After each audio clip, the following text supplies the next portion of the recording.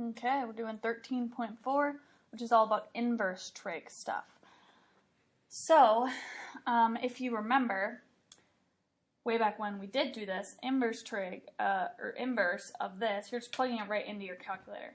So, if you have a calculator like mine, hopefully yours is in degrees, you do second sine, it gives you that sine inverse thing, and it's 0.6157, just 38 degrees. My degrees is 38, and it says give your answer in degrees and radians. So my radians I'm just going to change into degrees.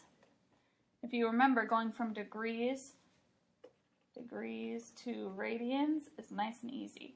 You just multiply, oh, here we go. That's better. Times by pi over 180. That's all you do. Multiply by pi over 180.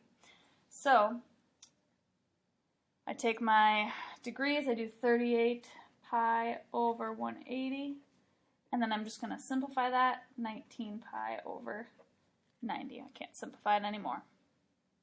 Next one, I plug into my calculator. Cosine inverse of negative 0.5878 gives me 126 degrees.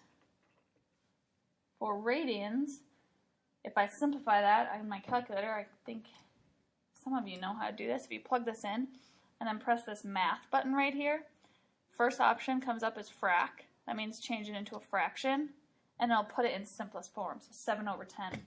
So 7 pi over 10. Sorry, I shouldn't turn it like that. Okay, tan. Tan inverse negative 3.0777 gives me negative 72 degrees. And then if I change that into radians and simplify it, I get negative 2 pi over 5. Okay. Thinking about the unit circle, remember how we talked about infinitely many angles have the same sine, cosine, and tan. You know, you can turn around 360, you still are looking the same direction. Turn around another 360, you still are turning or are looking the same direction. But those are all different angles.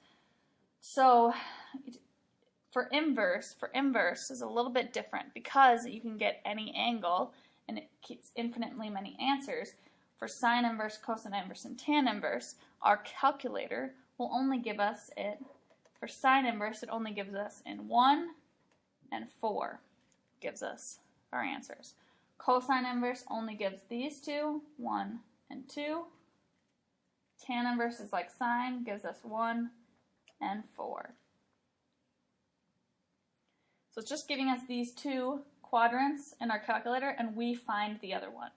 So looking down here, if you look at these examples, cosine is 0.4. It's between 270 and 360. So when you do cosine inverse, to get theta, I do cosine inverse of 0.4.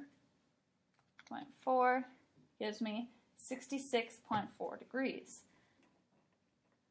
So that's kind of like my reference angle they're giving me. So since it's between 270, it's down here. 66 is up here, right? So that's my reference angle is 66. So I'm just going to do 360 minus, and I get 293.6.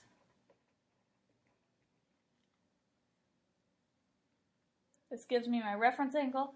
Then I find my actual angle. Number 2 says between 180 and 270, so we're talking this quadrant down here. So if I do tan inverse 4.7 gives me 77.9. So 77.9 is my reference angle.